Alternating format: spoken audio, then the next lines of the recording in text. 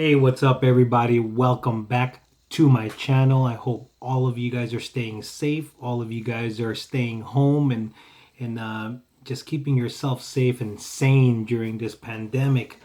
Anyway, you guys, today is April 20th, 2020, and as if you guys are new to my channel, my name is Peter Zafra. I am a mortgage banker by profession and a vending machine operator. And today, you guys, I just want to talk about a few different things that's going on with the market and where things are headed. No one really knows, really, but I'm getting a lot of questions. Hey, Peter, what's going to happen with the real estate market? What's going to happen with house prices? What's going to happen with the interest rates, the value of the house, all that stuff. Anyway, you guys, as many of you guys know, the way the interest rates are made is credit, collateral, and capacity in terms of things that we can control as a consumer. So you're of course keeping your credit score high is one of the biggest things. Your collateral is your home, which of the value of your property will affect a lot of different things that'll go about the amount of mortgage that you could get, and the capacity, which is your income, which is your debt ratio, how much you owe versus how much you make, and all that good stuff. Anyway, with the way the pandemic's going, a lot of people are losing their jobs. They're getting furloughed and all that stuff. Well, as you guys know, this is a no-brainer. You need a job and able to acquire a mortgage. And for those that are still shopping for a new home and trying to get the best interest rates out there, the rates are great, you guys. The rates are still historical lows. The only big difference is that it's taking a little longer to close deals, and it's because of obvious reasons. The lenders are strapped up because of the uncertainty of the market. In terms of house prices, they're still relatively solid. One will ask, well, how can it be solid with all these things going on? Well, you guys got to remember, it takes a process for the market to go in either direction. A lot of people, speculators, are waiting for the market to crash. Well, enable for the market to crash, the pandemic's going to have a huge play into what's going on, but you got to remember, it takes steps. So a person's going to lose their job, then they're going to have to default on the house, then they're going to try to short sale the house, and and so on and so on, and next thing you know, they foreclose, and that's what's going to cause the housing market to take a dive. Well, with the way the government has implemented things with this pandemic, basically there's many different options, as you guys could see in my previous video regarding forbearances. You could do a forbearance, you could get a deferment, and then a repayment plan. There's a lot of things that the lenders are actually doing to help you guys as individuals. So if you were to ask me, do I see a market crashing 100, 200,000 like it did 12 years ago? I'm going to be optimistic and say no.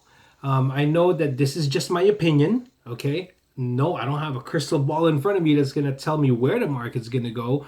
But will there be some kind of correction or some kind of a little bit of a cut in the values of the properties? Absolutely. Things like this that happen, it's gonna hit the market one way or the other. But if you're in a position right now where you still have a job, you have debts that you could pay off, and you have a relatively high interest rate, like somewhere in the mid fours or higher, you might want to still consider to refinance, because your value is still there or could still be there. You have a job that'll support it, and you know what? There's room for improvement. And the caveat to that is that if the market does tank and you're one of those people that are waiting for the interest rates to get even lower, well, if the market tanks, you're going to lose your equity.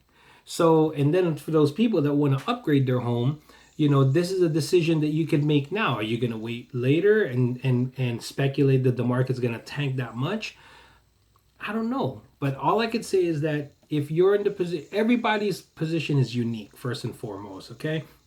And so if you're in the middle of that and you're trying to decide, you got to sit down and really draw out where you stand financially, where your home is, how much do you think it's going to get affected, and then go from there. Again, the rates are really low. The market is still doing good. Like I said, it's just that the lenders have tighten up the belts because, of course, the uncertainty of the market. Can the rate still go up? Yeah, but chances are no, especially since this year's an election year.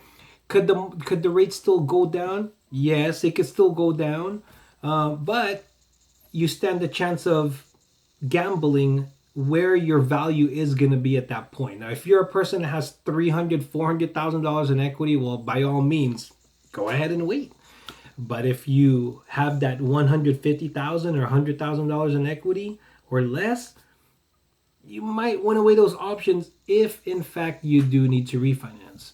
Remember, you could do a cash out loan, or you could just take what they call a rate and term, no cash out loan, and just simply take a lower payment. Whatever it is, you guys, you're the only one that knows where you stand financially. You're the only one that knows what's going to happen, with the company you work for or your business. We just don't know, you guys. But of course, right now is the time to really be, just stay safe and see where you stand and make those decisions from there. But if you guys were to ask me, am I busy right now? I'm still pretty busy. Thank God. I'm still busy. I still have deals, but it is taking longer to close these deals. So, and in some cases, we can't even lock rates until we're really close to, the final stages of the loan, which kind of could hurt because of the upside and downside of the market. It's a roller coaster ride, you guys. And for you guys that are comparing this to the market slump back in 2007, 2008, 9, 10, it's completely different. Because the reason why is because, number one, there was mortgage fraud 12 years ago. Today, it's a virus that we're up against. So will the market shift? It's going to shift. In what direction? We don't know. It could go this way, it could go this way. But here's the kicker. If everyone that's furloughed do in fact get their jobs back as soon as this pandemic has been controlled, guess what, you guys? The economy is gonna, or could, take a big upswing. See, those are things that's gonna differ from what happened 12 years ago. 12 years ago, that was a big, huge cut that needed to get mended and healed and start all over again. Will the market crash 200,000 in each house? Will a $500,000 house in California be 150,000 because of this pandemic? I don't think so. My opinion, I don't think so. Again, I don't have a crystal ball, but me, I don't think so. Could it go down 10, 15, 20,000? Possibly. More realistic, yeah. But for people that are waiting for it to go down 200,000, 300,000, that's not going to happen. It's just not going to happen. In my opinion, it's just not going to happen. Anyway, guys, again, this is just an informational video because a lot of people do have these questions. Peter, should I take a forbearance? Remember, guys, on a forbearance loan, with the way they have it set up, you can take the forbearance, and after the forbearance, as long as you can get the house current again, then it's okay. You guys could still refinance after that. But do keep in mind and always read the information that the lender's sending you, because that forbearance, it could become a balloon payment. Most likely it will, and it could hurt. Because again, if your mortgage is $2,000 a month and your forbearance is for 3 months, on the 4th month, guess what? You owe the lender $8,000. So it's kind of like cutting yourself, putting a band-aid, and that thing's just going to open up even bigger and put you in a worse position. Anyway, you guys, thank you so much for supporting my channel. You guys, we have surpassed 10,000 subscribers. There's no way I could have done that without your guys' support. You guys are so awesome. If you guys have any questions, I will post my email and link down below. Please click like and subscribe if you like what you see. And if you guys have any feedback or any questions, hey, either email me, comment down below. But anyway, guys, stay safe, stay healthy.